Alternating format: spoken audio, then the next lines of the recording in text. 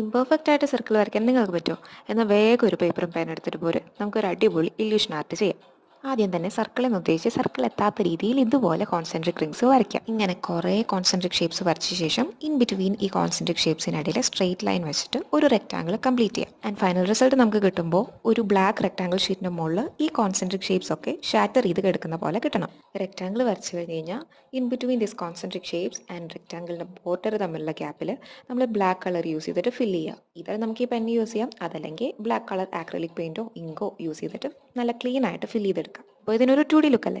ഇനി ഇതിനെ 3D ലുക്കിലേക്ക് കൊണ്ടുവരുന്നതിനായിട്ട് ഈ കോൺസെൻട്രിക് ഷേപ്സ് ഓവർലാപ്പ് ചെയ്യുന്ന പോർഷനിൽ ജസ്റ്റ് ഒരു പെൻസിൽ വെച്ചിട്ട് ലൈറ്റായിട്ടൊന്ന് ഷെയ്ഡിങ് കൊടുക്കും. എല്ലാ ഷേപ്പിലും ഇങ്ങനെ ചെയ്ത് കഴിയുമ്പോൾ ചെറിയൊരു 3D ലുക്ക് അല്ലെങ്കിൽ ഒരു ഇല്യൂഷൻ ഫീലൊക്കെ നമുക്ക് തോന്നും.